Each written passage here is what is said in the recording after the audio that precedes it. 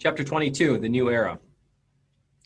Though the 1920s are remembered as an era of affluence and conservatism, the decade was a time of dramatic social, economic, and political change. The recessions of 1921 and 1922 gave way to a new American era of cultural conflict and economic acceleration that historians often call the Roaring 20s, the Roaring 1920s. After an era of destruction and doubt brought on by World War I, Americans craved heroes who seemed to defy convention and break boundaries. It was in this era that Charles Lindbergh, he will come up quite a few times over the coming weeks. Charles Lindbergh conquered the sky in this era. On May 21st, 1927, Lindbergh concluded the first ever nonstop solo flight from New York to Paris.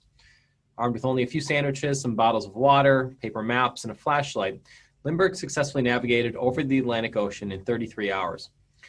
Historians have dubbed Lindbergh the hero of the decade, not only for his transatlantic journey, but because he helped to restore the faith of many Americans in individual effort and technological advancement. In a world so recently devastated by machine guns, submarines, and chemical warfare, Lindbergh's flight demonstrated the ways in which technology might bear out a 20th century few could have imagined. It's difficult to exaggerate how quickly the economy expanded in the post-war era. Manufacturing benchmarks rose 60% during the 1920s, while the average American income rose 33% with very little inflation. The technology sector took off in the 20s. The manufacture and sale of automobiles exploded, rapidly growing all of the industries related to the automobile: rubber, roads, oil, and we were just in the era of the trains. Powered by new, cheap technology, shortwave radio became the new symbol of connected American households. There it is. While train travel was commercialized and mail delivery was accelerated. Electricity, home appliances, nylon, plastic, the telephone were widely adopted by the end of the 1920s. We even saw rudimentary computers by the 1930s, specifically analog calculators that could handle 11-digit numbers. Scientists were even using the research of Gregor Mendel, a Catholic monk who studied vegetable hybridization in the Civil War era, to begin to explore and understand genetics. Businesses consolidated and competed more directly in this era. And this time around, everyone was interested in a stable economy that would not crash as it had in 1893. American labor experienced both the successes and failures in the 1920s. Most workers saw their standard of living rise, which I'd mentioned, and gestures of welfare capitalism by some employers. It's a new idea here and a foreshadowing of things to come. This welfare capitalism by some employers sought to appease workers and prevent workplace grievances, as we had in the 19th century. Working class families, though, continued to rely on the combined earnings of several family members generally to make ends meet. The strength of American corporations and their open shop principle, beat back unionization efforts across the 20s. By not allowing unions to require membership of employees, 2 million fewer people were union members by 1929. And we'll see this across industry, and this is a political and a court fight that we see play out into the 21st century, actually. Women, though, became full-force members in the American economy in this decade in so-called pink-collar professions. Pink-collar workers, like secretarial work and other non-manual service jobs. National unions did not try to organize this growing group, however, nor did they court blacks who held down jobs as janitors, dishwashers, garbage collectors, etc. In the American West and in the Southwest, Asians, mostly Japanese and Filipinos, and Hispanics, mostly Mexicans, filled the ranks of unskilled workers to the consternation of some whites. However, employers in the relatively underpopulated West depended on this ready pool of low-paid labor. It won't be for a number of decades where we'll see the Sun Belt boom and we'll see the population really shift that direction. For now, the West is pretty sparsely populated. Like industry, agriculture in this era embraced new technologies.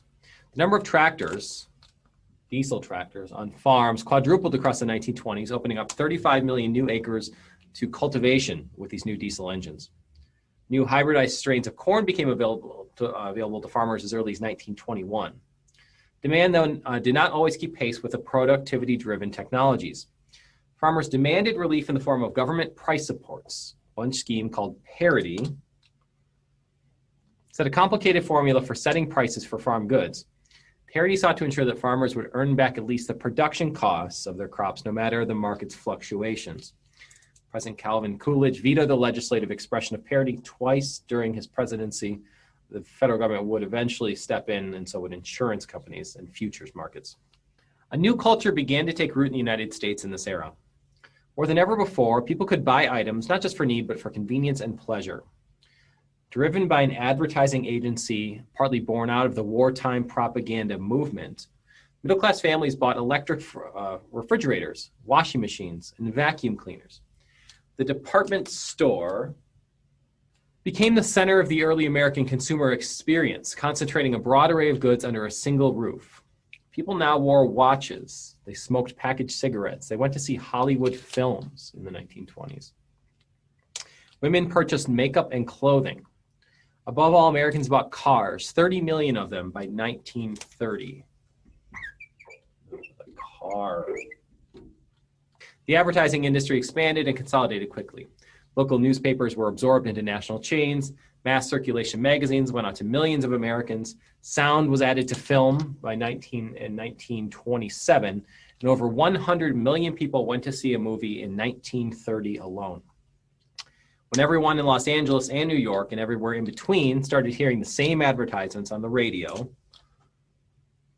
and the same movie stars on the big screen, a national common American culture began to take shape in a way that we would recognize today. New professional women became a cultural touchstone across the 1920s. Motherhood and marriages were redefined by medical and psychological experts in the post-progressive era. Interest in birth control, which along with abortion was illegal in many states, grew as Margaret Sanger, she'll come up again, Margaret Sanger, persuaded many middle-class women to reduce family size, which she saw as a cause of poverty and distress in poor communities. Women in the 1920s began to shrug off the norms of rigid Victorian female respectability. They smoked, they drank alcohol, they danced, and they attended parties. This was reflected in the emergence of the flapper in American pop culture. The flapper. Modern women whose liberated lifestyle found expression in dress, hairstyle, speech, and behavior, especially among working class women, who flocked to clubs and dance halls in search of excitement and companionship after hours. Despite their cultural gains, efforts by women to gain political power through means like the Equal Rights Amendment largely failed. ERA, Equal Rights Amendment, that'll come back too. For many young people in the 1920s, disenchantment with the Great War, World War I, contributed to a growing disenchantment with life in America generally. Rather than try to influence or reform their new, arguably more vulgar, consumer-driven society like the progressives had before them, they isolated themselves from it and sometimes adopted the title of the Lost Generation. Many among them, including artists like Ezra Pound, T.S. Eliot, the poet, William Faulkner, Hemingway, Gertrude Stein, found themselves a part of this group and offered a series of savage critiques about American culture and the American people in response. Intellectuals in the 1920s claimed to reject the success ethic that they believed had come to dominate America in the post-war era. Most famously, F. Scott Fitzgerald attacked the American obsession with material success in his Great Gatsby in 1925. While African-American poets, novelists, jazz musicians, the technology and idea and innovation and all of it, American jazz music, and artists in urban New York created a thriving culture rooted in the historical legacy of race, referred to commonly as the Harlem Renaissance. I put it in their place because it's out of Harlem, New York, but the Harlem Renaissance. The modern secular culture of the 1920s did not go unchallenged by traditionalists. Even when the noble experiment with the prohibition of alcohol was supplanted by organized crime across the United States and rapidly generally failed to stop anyone from making or consuming alcohol, a largely Protestant American group continued to vehemently defend the constitutional amendment. To them, prohibition represented the effort of an older America to protect traditional notions of morality. Alcohol became associated with the modern city. It was a symbol to them of the new culture that sought to replace them in their way of life. Prohibition, which was largely skirted across the country, was done in finally 1933 when the 18th Amendment to the United States Constitution was repealed. Similarly, to defenders of an older, more provincial America, the growth of large communities of foreign people, alien in speech and habit, came to seem to be a direct threat to their own embattled way of life. The spirit of nativism helped to instigate the rebirth of the Ku Klux Klan, the KKK, which had been dormant since the 1870s, as a major force in American society. Reestablished in 1915 by a new group of white Southerners near Atlanta, Georgia, who were inspired by the epic film, The Birth of a Nation by D.W. Griffith, which glorified the Klan, white Southerners turned their attention after World War I from just intimidating African Americans to now harassing Catholics, Jews, and other foreigners, other people they perceived to be a threat to their way of life, which they sense was sort of dying out. With this new expanded focus, their membership expanded to northern states as well. In fact, Indiana had the largest Klan in the 1920s, a northern state. And they grew to swell their ranks of more than 4 million by 1924. Most Klan units tried to keep or present their members as patriots and defenders of American morality, but the Klan also operated as brutal, even violent opponents of alien groups.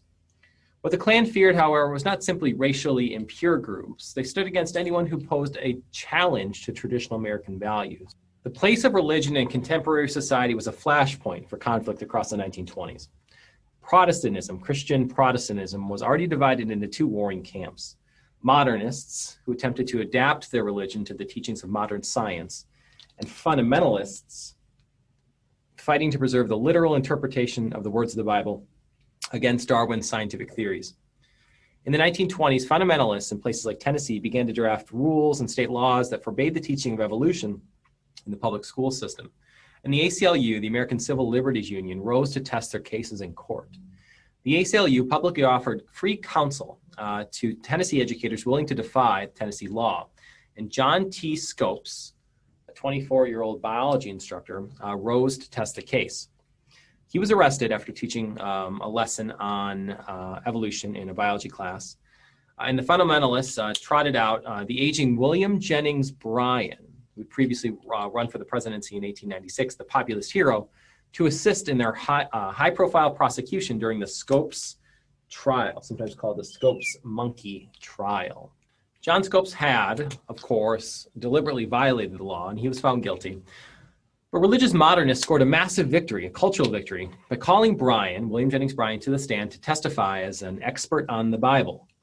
In cross-examination, which was broadcast on radio all across the country, the defense made Bryan admit that the religious dogma that he talked about was actually subject to individual interpretation, which is very much a case for the modern interpretation of the Bible, and definitely sort of was a hit against the fundamentalist approach to reading the Bible literally as the Word of God. The anguish in provincial America proved particularly troubling to the Democratic Party in the 1920s. The Democratic Party was composed of a very diverse coalition of prohibitionists, Klansmen, religious fundamentalists, Catholics, immigrants, and city dwellers who hardly agreed on anything at their 1924 and 1928 national conventions, losing to Calvin Coolidge and Herbert Hoover, respectively, in those national elections. For 12 years, beginning in 1921, the presidency and Congress rested firmly in the hands of the Republican Party. Warren G. Harding, there he is, elected in 1920, was baffled by his responsibilities as president and weakened by his penchant for gambling, illegal alcohol, and attractive women. He was embroiled in scandals from the get-go and died while on a trip to San Francisco in 1923. Calvin Coolidge, his successor, took an equally passive approach to his time in office. He believed government should interfere as little as possible in the life of the nation. Coolidge, stay cool with Coolidge. He easily won re-election in 1924 and spent his term taking a hatchet to individual and corporate taxes and paying down debts from the Great War. In very typically Coolidge muted fashion, towards the end of his term, he walked into a press room and handed each reporter a slip of paper containing the simple sentence, "I do not choose to run for president in 1928. However passive the new era presidents may have been, much of the federal government was working to adapt public policy to the highest priority, most widely accepted goals in the 1920s, to help business and industry operate with maximum efficiency and productivity. Calvin Coolidge's Commerce Secretary, Herbert Hoover, worked to encourage voluntary cooperation in the private sector as the best avenue to national economic stability. He championed the concept of business associationalism, a concept that envisioned the creation of national organizations of businessmen sorted by industry to promote efficiency in production and marketing. Many progressives were encouraged by the election of Herbert Hoover in 1928. He entered office promising bold new efforts to solve the nation's remaining economic problems. But less than a year after his inauguration as president, the nation plunged into the severest and most prolonged economic crisis in its history, a crisis that brought the roaring optimism of the new era crashing down and launched the nation to a period of unprecedented social innovation and reform and desperation.